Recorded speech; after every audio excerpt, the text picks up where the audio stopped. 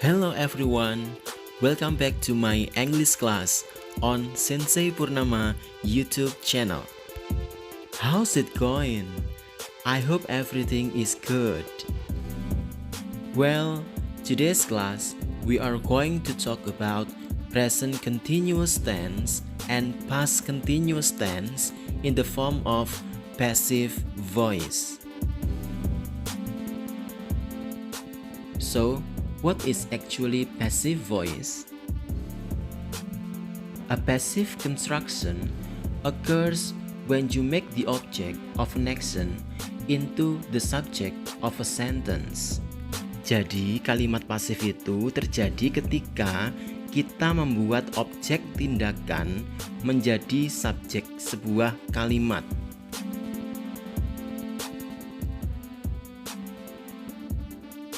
Why we use passive voice? Kenapa kita menggunakan kalimat pasif? Nah, yang pertama, we don't want to talk about who did the action. Kita tidak ingin berbicara tentang siapa yang melakukan tindakan. And the second one is, we don't know who did the action. Kita tidak tahu siapa yang melakukan tindakan itu.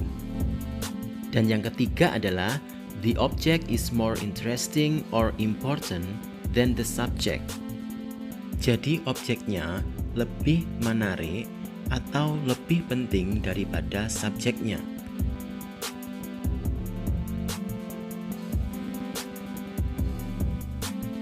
Well, for the first, we are going to discuss about present continuous tense.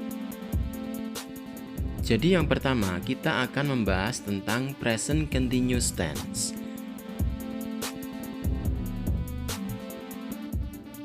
Berikut adalah contoh kalimat aktif dan pasif dalam bentuk present continuous tense. Yang pertama adalah, she is reading a book. Dia sedang membaca buku. Objek dari kalimat ini adalah a book.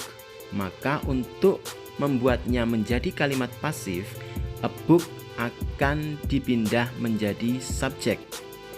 Jadi, kalimat pasifnya adalah a book is being read. Sebuah buku sedang dibaca, atau a book is being read by her. Sebuah buku sedang dibaca olehnya.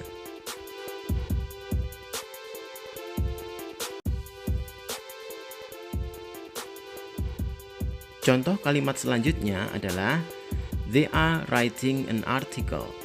Mereka sedang menulis sebuah artikel. Ini adalah kalimat aktif. Objek dari kalimat ini adalah an article. Maka, an article akan berubah menjadi subjek dalam kalimat pasif. Jadi kalimatnya adalah, an article is being written.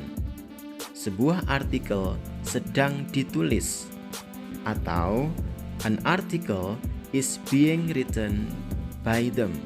Sebuah artikel sedang ditulis oleh mereka.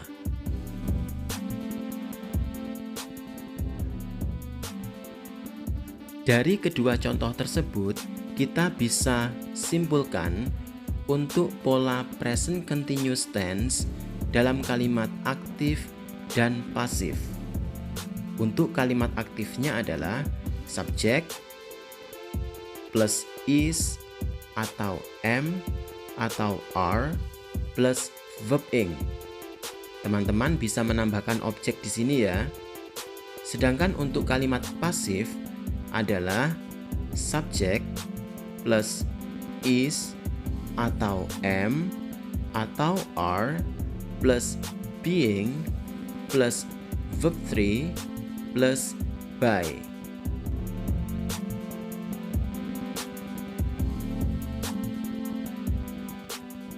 Nah, sekarang bagaimana ya penggunaan be-nya? Oke, untuk be is digunakan jika subjeknya he, she, it, dan singular noun atau kata benda tunggal. Sedangkan untuk BM digunakan jika subjeknya I. Untuk BR digunakan jika subjeknya they, we, you, dan plural noun atau kata benda jamak.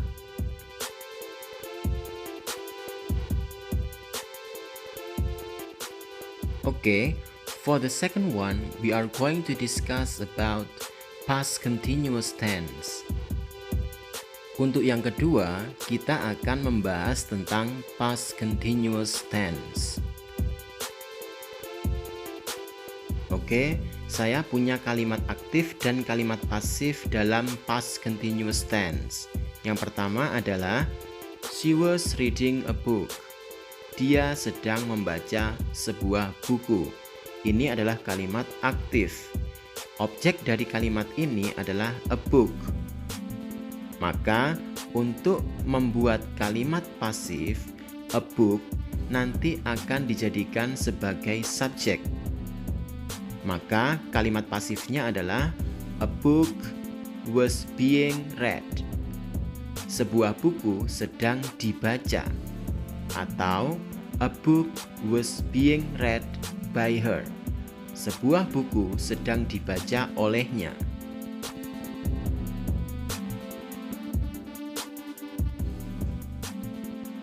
Kalimat yang kedua adalah they were writing an article. Mereka sedang menulis sebuah artikel. Ini adalah kalimat aktif. Objek dari kalimat ini adalah an article. Maka an article ini nanti akan menjadi subjek pada kalimat pasif. Jadi kalimat pasifnya adalah an article was being written. Sebuah artikel sedang ditulis. Atau an article was being written by them. Sebuah artikel sedang ditulis oleh mereka.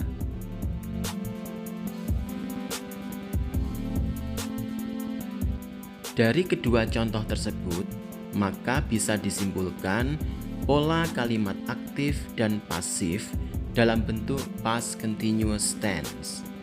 Untuk kalimat aktifnya adalah subjek plus was atau were plus verb ing. Teman-teman di sini bisa menambahkan objek ya.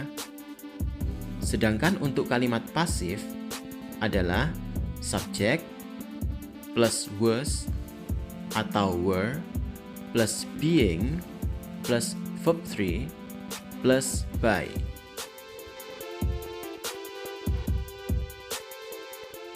Sekarang bagaimana penggunaan be-nya? Untuk be was digunakan jika subjeknya I, he, she, it, dan singular noun atau kata benda tunggal. Sedangkan be were digunakan jika subjeknya they, we, you, dan plural noun atau kata benda jamak.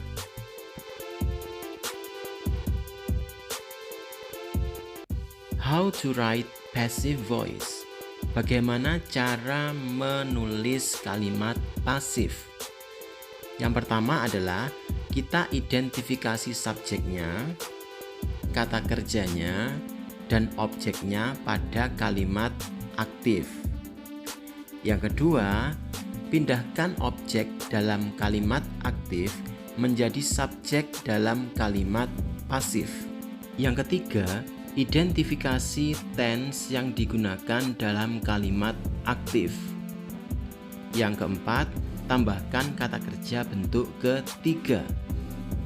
Yang terakhir adalah tambahkan by, subjek dari kalimat aktif. Untuk mengecek pemahaman kalian, maka kerjakan latihan soal berikut ini. Jika sudah selesai, kalian bisa melaporkannya kepada bapak atau ibu guru kalian.